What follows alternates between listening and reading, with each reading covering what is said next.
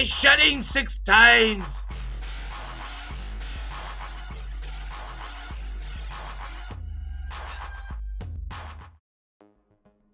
Alright gang, so let's jump into it. So, X, the new slasher movie, had a release date for March 18th and it is only in theaters. So, if you're trying to catch it on streaming, you will not find it on streaming at this point. It is only in theaters, so you would have to catch it in theaters. However, I was able to catch it and I was very impressed with this movie. One of the reasons I was really impressed with this movie is because it was based in, obviously, 1978.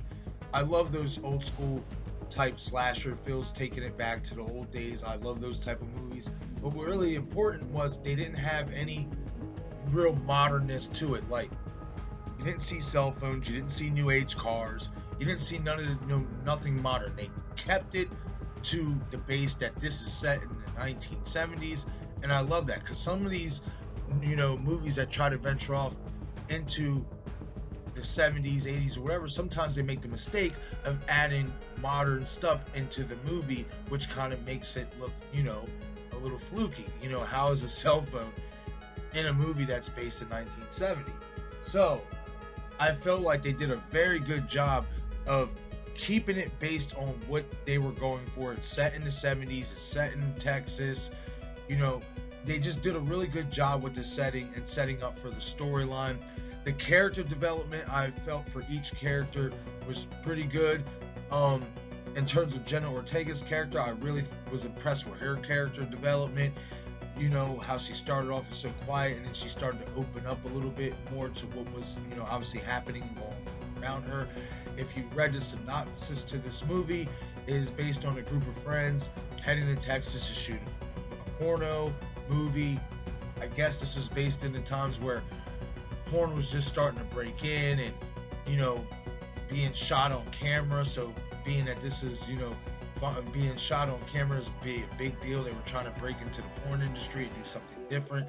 I don't think a lot of porn was really on really digital cameraing at that time. So from what I took from, the story is that these group of friends or group of workers, whatever you want to call them, were aiming to break out and basically be stars based on doing porn.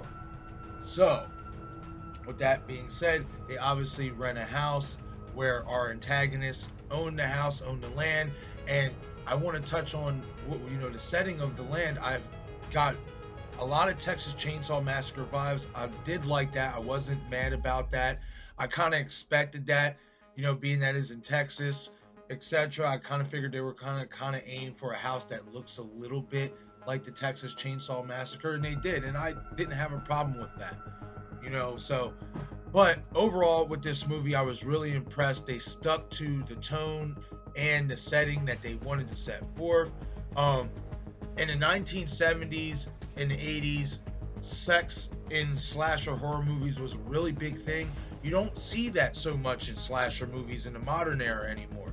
So I thought it was kind of refreshing to kind of if you're going to take it back to that time, you have to implement certain things that was a big thing in that time. And sex was a big thing in the 70s and 80s. I'm not saying it ain't a big thing now in the modern era, but I'm talking about in terms of slasher film cinema. We don't see much sexuality in slasher films anymore. So they definitely took it back, and I thought that was very important, because if you're going to base a movie in the 70s and 80s and make it a slasher film, I feel like you almost have to have sex involved, because in all honesty, that's just how it was in cinema for slasher films back in the day. That's just how it was. So I thought they did a good job of doing everything they wanted to do in terms of setting, tone, backdrop, etc. for this movie.